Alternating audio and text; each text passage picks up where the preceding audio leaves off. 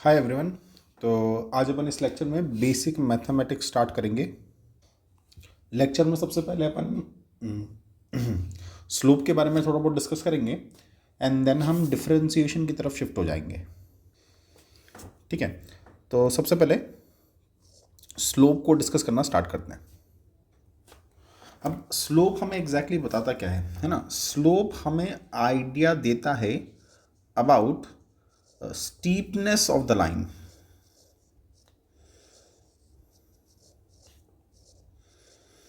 है ना, स्लोप हमें बताता है कि आपकी जो लाइन है वो कितनी ज़्यादा स्टीप है। फॉर एग्ज़ाम्पल आप इस लाइन को देख सकते हैं एंड इस लाइन को देख सकते हैं। आपको दिखाई देगा कि ये वाली जो लाइन है ये ज़्यादा स्टीप है और ये वाली जो लाइन है वो कंपैरेटिवली फ्लैट है। ठीक है, अब जो लाइन ज़्यादा स्टीप होगी डेफिनेटली उस लाइन का जो स्लोप है वो ज़्यादा होगा, है ना। एंड जो फ्लैट होगी उसका स्लोप डेफिनेटली क्या होगा, कम होगा। अब अगर आपको स्लोप को मैथमेटिकली डिफाइन करना है, ठीक है, तो स्लोप को मैथमेटिकली हम डिफाइन कर सकते हैं इस तरीके से। Slope of a line is given by tan theta, है ना, वे थीटा इज, है ना, angle made by the line with positive x-axis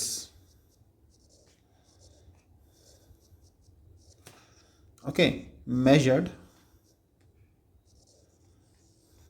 in anti-clockwise sense।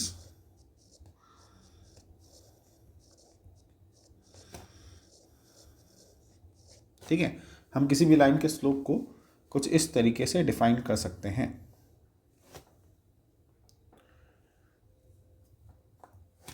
अब होता क्या है कि हमारी जो लाइन है वो पॉजिटिव एक्स एक्सिस के साथ एक्यूट एंगल भी बना सकती है और वो लाइन पॉजिटिव एक्स एक्सिस के साथ ऑब्ट्यूज एंगल भी बना सकती है। ठीक है, अगर हमारी लाइन एक्यूट एंगल बनाती है, ठीक है, तो उस केस में हम बोलते हैं कि लाइन का जो स्लोप है वो पॉजिटिव होगा। ठीक है, और लाइन अगर ऑब्ट्यूज एंगल बनाती है तो हम बोलते हैं कि लाइन का जो स्लोप है वो नेगेटिव होगा। ठीक है, तो एक्यूट एंगल मतलब पॉजिटिव स्लोप और ऑब्ट्यूज एंगल मतलब नेगेटिव स्लोप। ठीक है, अब अगर आपके सामने मैं कुछ इस तरीके से एक लाइन ड्रॉ कर दूं, ठीक है, ये एक्स एक्सिस है, ये वाई एक्सिस है और यहाँ पर एक ऐसी हॉरिजॉन्टल लाइन ड्रॉ कर दूं। ठीक है, तो अगर आपके पास इस तरह की एक हॉरिजॉन्टल लाइन है, ठीक है, तो इस लाइन का जो स्लोप है वो होता है ज़ीरो। ठीक है, तो एक हॉरिजॉन्टल लाइन या फिर एक लाइन जो कि एक्स एक्सिस के पैरेलल है उसका स्लोप क्या होता है, ज़ीरो के बराबर होता है। ठीक है, तो आपको पॉजिटिव स्लोप समझ में आना चाहिए, आपको नेगेटिव स्लोप समझ में आना चाहिए और आपको ज़ीरो स्लोप समझ में आना चाहिए। ठीक है, अब जैसे मैं आपके सामने एक कर्व बना दूं, ठीक है, और मैं आपको बोलूं कि आप यहाँ पर इस पर्टिकुलर पॉइंट पे एक टेंजेंट ड्रॉ कीजिए। ठीक है, यहाँ पर एक टेंजेंट ड्रॉ कीजिए। ठीक है, और इस टेंजेंट के स्लोप के बारे में कमेंट करना है। ठीक है, तो आप क्लियरली देख सकते हैं कि ये जो टेंजेंट है इस टेंजेंट का जो स्लोप आएगा वो पॉजिटिव आएगा। ठीक है, पॉजिटिव स्लोप हमने कैसे जज करा, हमें पहली बात तो दिखाई दे गया कि ये लाइन पॉजिटिव एक्सिस के साथ एक्यूट एंगल बना रही है तो पॉजिटिव स्लोप होगा। या फिर हम ऐसा भी देख सकते हैं कि पॉजिटिव एक्स के अलॉन्ग चलने पर लाइन ऊपर जा रही है, लाइन ऊपर जा रही है मतलब पॉजिटिव स्लोप होगा। फिर यहाँ पर अगर अपन देखें तो यहाँ पर अगर मैं टेंजेंट ड्रॉ करूँ, ठीक है, तो मैं देख पा रहा हूँ कि यहाँ पर एक हॉरिजॉन्टल लाइन बन रही है। हॉरिजॉन्टल लाइन बनने का मतलब कि यहाँ पर ज़ीरो स्लोप होगा, यहाँ पर जो टेंजेंट है उस टेंजेंट का स्लोप ज़ीरो होगा। सिमिलरली मैं यहाँ पर भी एक टेंजेंट ड्रॉ कर सकता हूँ। ठीक है, यहाँ पर अगर मैं एक टेंजेंट ड्रॉ करता हूँ, ठीक है, तो मैं देख सकता हूँ कि पॉजिटिव एक्सिस से ऑब्ट्यूज एंगल बन रहा है, ऑब्ट्यूज एंगल बनने की वजह से यहाँ पर नेगेटिव स्लोप होगा। या फिर आप ऐसा भी देख सकते हो कि जब आप पॉजिटिव एक्सिस के अलॉन्ग चलोगे तो लाइन नीचे जा रही है, लाइन अगर नीचे जा रही है तो नेगेटिव स्लोप होगा। सिमिलरली हम यहाँ पर भी एक टेंजेंट ड्रॉ कर सकते हैं एंड हम बोल सकते हैं कि लाइन नीचे जा रही है तो नेगेटिव स्लोप होगा। यहाँ पर भी हम एक टेंजेंट ड्रॉ कर सकते हैं और हम देख सकते हैं कि हॉरिजॉन्टल लाइन है तो ज़ीरो स्लोप होगा। सिमिलरली हम यहाँ पर भी एक टेंजेंट ड्रॉ कर सकते हैं एंड बोल सकते हैं कि ये लाइन ऊपर जा रही है, ठीक है, ऊपर जाने का मतलब कि पॉजिटिव स्लोप। सिमिलरली यहाँ पर भी आपको एक पॉजिटिव स्लोप दिखाई दे जाएगा, ठीक है। तो कर्व के अलग अलग पॉइंट पे जो टेंजेंट ड्रॉ होती है उस टेंजेंट के स्लोप के बारे में हम कमेंट कर सकते हैं कि कहाँ पर स्लोप पॉजिटिव होगा, कहाँ पर स्लोप नेगेटिव होगा, ठीक है। अब इतना समझ लेने के बाद सपोज करो मैं आपको एक लाइन दे देता हूँ, ठीक है, इस तरह की लाइन मैं आपको दे देता हूँ और मैं आपको बोलता हूँ कि इस लाइन का स्लोप निकालो, इस लाइन का स्लोप फाइंड आउट करो, ठीक है। तो इस लाइन का स्लोप हम डिफाइन कर सकते हैं एज tan थीटा, जहाँ पर थीटा ये वाला एंगल होगा, ठीक है। या फिर हम स्लोप को यहाँ पर ऐसे भी डिफाइन कर सकते हैं, है ना। देखना ध्यान से, मैं यहाँ पर कुछ वर्टिकल लाइंस ड्रॉ कर रहा हूँ, एक हॉरिजॉन्टल लाइन ड्रॉ कर रहा हूँ, ठीक है। सपोज करो ये वाला एंगल थीटा है तो ये वाला एंगल भी थीटा होगा। ये वाली जो लेंथ है इस लेंथ को आप लिख सकते हो डेल्टा वाई, और ये वाली जो लेंथ है इस लेंथ को आप बोल सकते हो डेल्टा एक्स, ठीक है। डेल्टा वाई का मतलब होता है चेंज इन वाई और डेल्टा एक्स का मतलब होता है चेंज इन एक्स। अब यहाँ से आप देख सकते हो कि स्लोप का जो फॉर्मूला है वो tan थीटा तो होता ही है, और साथ में यहाँ पर जो tan थीटा है या जो स्लोप है उस स्लोप को मैं delta Y upon delta X लिख सकता हूँ, ठीक है। तो ये जो स्लोप आपने लिखा था इसको मैं लिख सकता हूँ delta Y upon delta X, ठीक है। या फिर आप चाहो तो डेल्टा वाई को आप लिख सकते हो y2 माइनस y1 और डेल्टा एक्स को आप लिख सकते हो x2 माइनस x1, ठीक है। तो ये स्लोप निकालने का आपके पास एक नया फॉर्मूला आ जाएगा, ठीक है। स्लोप आप ऑब्वियसली इस तरीके से डिफाइन करते हो और साथ में अगर आपके पास दो पॉइंट्स अवेलेबल है तो आप स्लोप को delta Y upon delta X या फिर y2 minus y1 upon x2 minus x1, ठीक है, इस फॉर्मूले से निकाल सकते हो, ठीक है। अब एक काम करते हैं, इस फॉर्मूले की हेल्प से अपन यहाँ पर स्लोप निकालते हैं, ठीक है। तो मैं देख पा रहा हूँ जो डेल्टा वाई होगा वो होगा y2 माइनस y1 मतलब 3 माइनस 1, और जो डेल्टा एक्स होगा, है ना, वो होगा x2 माइनस x1 मतलब 4 माइनस 2, ठीक है। यहाँ से आप देख सकते हो ये कितना हो जाएगा 2/2 मतलब ये आ जाएगा 1। तो इस केस में आपका जो स्लोप है उसकी वैल्यू कितनी आ गई, 1 के बराबर आ गई, ठीक है। एक एग्जांपल और देखते हैं। सपोज करो आपके पास ये लाइन है और इस लाइन का आपको स्लोप निकालना है, ठीक है। तो अगेन स्लोप को हम डिफाइन कर सकते हैं as tan theta and slope हम ऐसे भी निकाल सकते हैं delta Y upon delta X या फिर y2 minus y1 upon x2 minus x1। अब यहाँ पर हम निकालते हैं स्लोप, तो स्लोप हो जाएगा y2 माइनस y1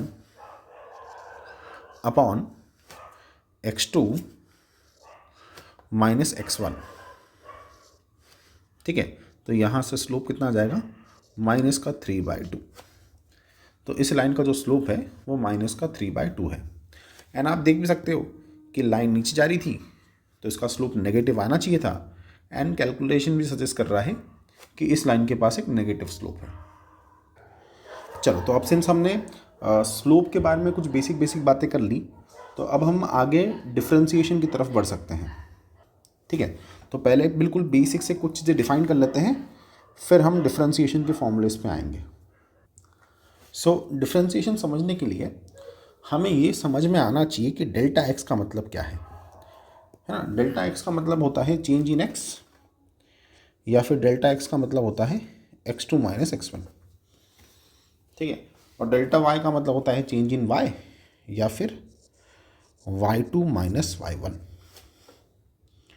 ठीक है, अब अगर अगर डेल्टा एक्स बहुत छोटा हो जाए,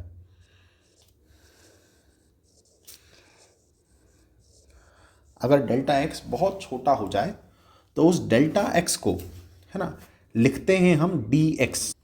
ठीक है, तो अगर डेल्टा एक्स बहुत छोटा हो जाए तो उस डेल्टा एक्स को कैसे लिखते हैं हम, उसको हम लिख सकते हैं डी एक्स।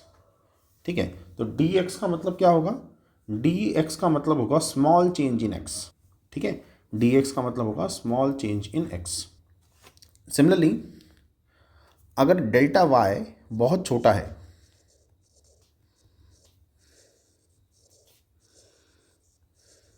ना, अगर डेल्टा वाई बहुत छोटा है तो हम डेल्टा वाई को क्या लिखते हैं, हम उसको भी हम लिखते हैं डी वाई। ठीक है, तो डी वाई का मतलब क्या होगा, डी वाई का मतलब होगा small change in Y.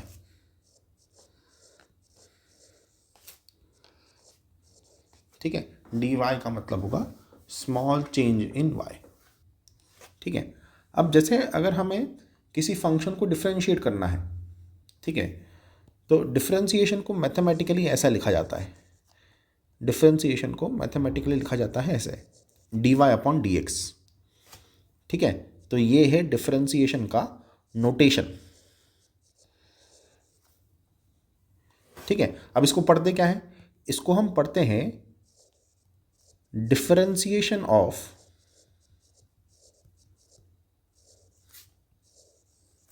y with respect to x। ठीक है, तो dy अपॉन dx को आप क्या पढ़ोगे, इसको आप पढ़ोगे differentiation of y with respect to x। ठीक है, अब अगर y some function of x है तो dy अपॉन dx को आप ऐसे भी लिख सकते हो d by D x of F of x, या फिर आप इसको एफ डैश एक्स लिख सकते हो, या फिर आप इसको वाई डैश लिख सकते हो, या फिर आप इसको डी ऑफ वाई लिख सकते हो, है ना। आप इनमें से कोई भी नोटेशन यूज़ कर सकते हो डिफरेंशिएशन को रिप्रेजेंट करने के लिए। ठीक है, हम जनरली ये नोटेशन का ही यूज़ करेंगे। हम डिफरेंशिएशन जब भी हमें लिखना होगा तो हम उसको generally D Y upon D X के फॉर्म में ही लिखेंगे। ठीक है, अब डिफरेंशिएशन का एग्जैक्ट मतलब क्या होता है, या डिफरेंशिएशन फिजिकली हमें क्या बताता है, ये समझने से पहले हम कुछ बेसिक फंक्शंस का डिफरेंशिएशन समझ लेते हैं कितना होता है ना। फंक्शंस को डिफरेंशिएट करना समझ लेते हैं, डिफरेंशिएशन के फॉर्मूले समझ लेते हैं, है ना। उसके बाद फिर हम समझेंगे कि इस डिफरेंशिएशन का एग्जैक्ट मतलब क्या है।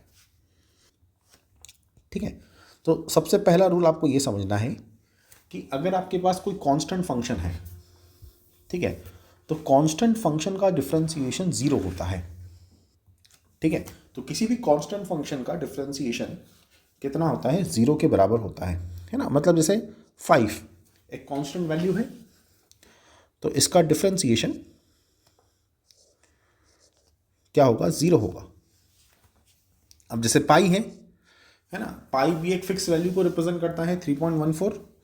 ठीक है, तो इसका भी डिफरेंशिएशन, ठीक है, कितना होगा, जीरो होगा, है ना। अब जैसे मैं आपके सामने लिख दूँ साइन 30, तो साइन 30 कितना होता है, साइन 30 होता है 1/2 के बराबर। ये भी अपने आप में एक कांस्टेंट वैल्यू को रिप्रेजेंट कर रहा है, तो इसका भी डिफरेंशिएशन क्या होगा, जीरो के बराबर होगा। तो किसी भी कांस्टेंट फंक्शन का डिफरेंशिएशन कितना होता है, जीरो के बराबर होता है। ठीक है, अब मैं अगर आपके सामने √3 लिख दूं, ठीक है, तो √3 की वैल्यू कितनी होती है, √3 होता है 1.732। ठीक है, ये भी एक कांस्टेंट फंक्शन है, इसको भी अगर आप डिफरेंशिएट करोगे तो इसका भी डिफ्रेंसिएशन क्या आएगा, 0 आएगा। तो फिक्स वैल्यूज़ का डिफ्रेंसिएशन या कांस्टेंट वैल्यूज़ का डिफ्रेंसिएशन 0 होता है। ठीक है, अब नेक्स्ट हम देखते हैं पावर रूल। ठीक है, तो अगर आपके पास एक फंक्शन है जो कि x की पावर n के फॉर्म में लिखा जा रहा है ना, where n is a constant, है ना, where n is a constant. ठीक है, और आपको इसको डिफ्रेंशिएट करना है। ठीक है, तो x की पावर n का डिफ्रेंशिएशन होता है n x की पावर n माइनस 1। ठीक है, x की पावर n का डिफ्रेंशिएशन होता है n x की पावर n माइनस 1।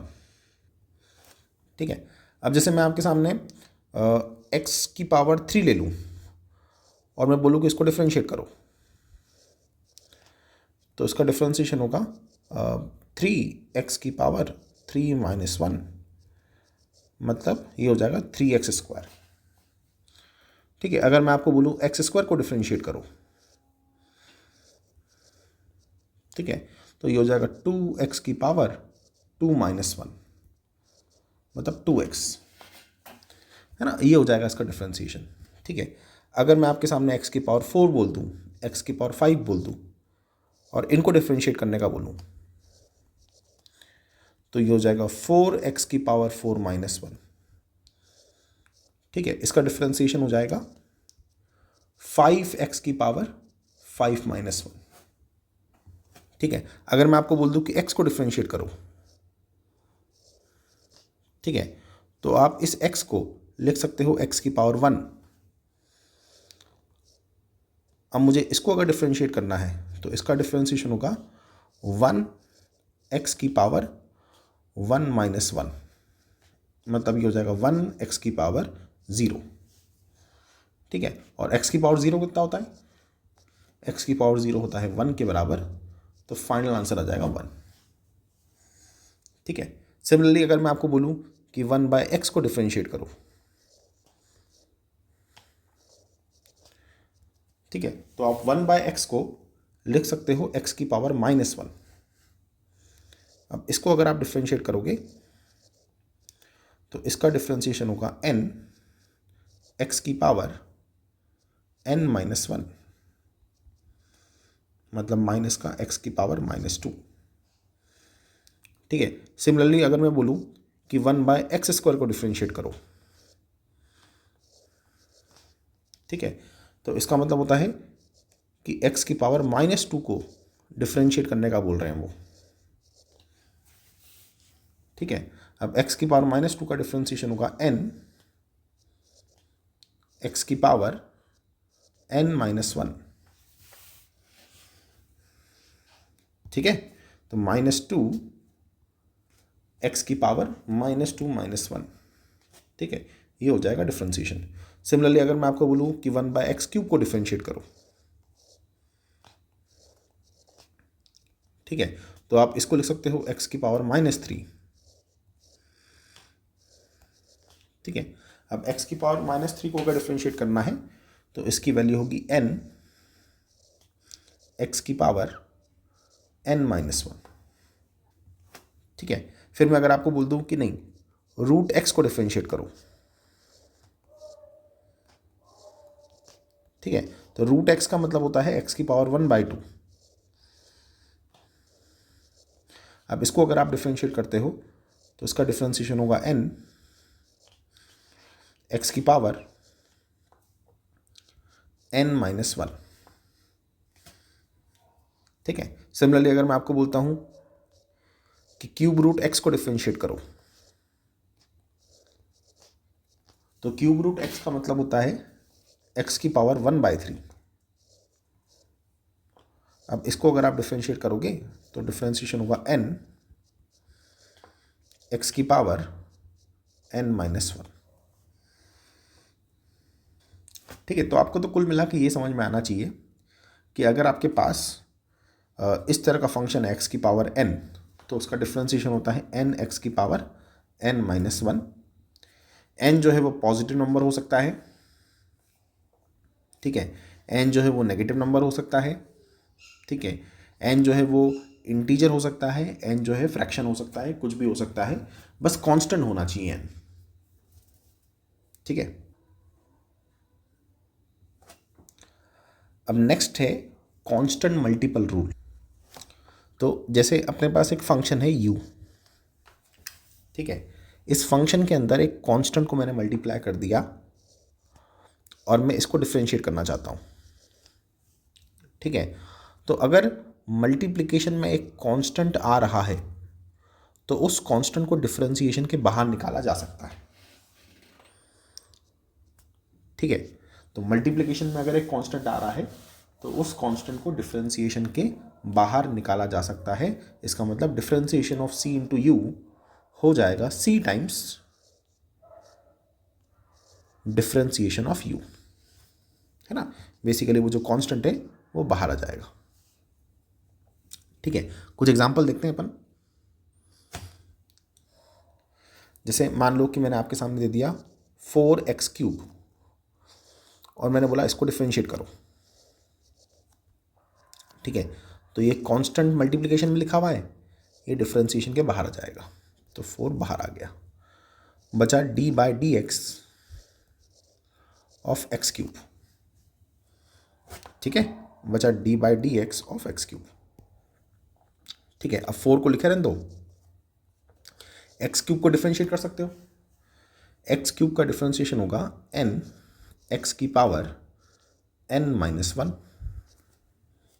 ठीक है, तो ये हो जाएगा 4 इंटू 3x², तो कुल मिला के आपके फाइनल आंसर आ जाएगा 12x²। ठीक है, एक एग्जांपल और देखते हैं। मान लो मैंने आपके सामने लिख दिया 7x की पावर 5 और मैंने बोला इसको डिफरेंशिएट करो। ठीक है, तो ये कांस्टेंट मल्टीप्लिकेशन में है, ये बाहर आ जाएगा, 7 बाहर आ जाएगा, बचेगा डिफरेंशिएशन ऑफ x की पावर 5। ठीक है, अब x की पावर 5 को डिफरेंशिएट कर सकते हो। इसका डिफरेंशिएशन कितना होगा, n x की पावर n-1। अब इसको मल्टीप्लाई कर दो तो ये हो जाएगा 35 x की पावर 4। ठीक है, सिंपल ही है। अगर कोई कांस्टेंट मल्टीप्लिकेशन में है तो उस कांस्टेंट को डिफरेंशिएशन के बाहर हम निकाल सकते हैं। ठीक है, अच्छा, अब यहाँ पर मैं कुछ चीज़ याद करने का सजेस्ट कर रहा हूँ, है ना, वो चीज़ें आप याद कर लेना। जैसे मुझे याद रहता है कि x² का डिफरेंशिएशन 2x के बराबर होता है। ठीक है, या पावर रूल से निकाल सकते हो, लेकिन आई सजेस्ट कि याद कर लो कि x² का डिफरेंशिएशन 2x होगा, है ना। फिर x का जो डिफरेंशिएशन है ना, x के रिस्पेक्ट में वो 1 होता है ना। ये अगेन आप पावर रूल से निकाल सकते हो, लेकिन मैं सजेस्ट कर रहा हूँ याद कर लो। ठीक है, सिमिलरली मुझे ये भी याद रहता है कि 1/x का डिफरेंशिएशन होता है माइनस का 1/x²। ठीक है, अगेन पावर रूल से निकल जाएगा, लेकिन आई सजेस्ट कि कैलकुलेशन फास्ट करने के लिए आप याद कर लो। ठीक है, तो जो ऊपर 2-3 रूल्स अपन ने पढ़े हैं वो तो याद करना ही है, साथ में एडिशनली आप ये चीज़ें और याद कर लो। ठीक है।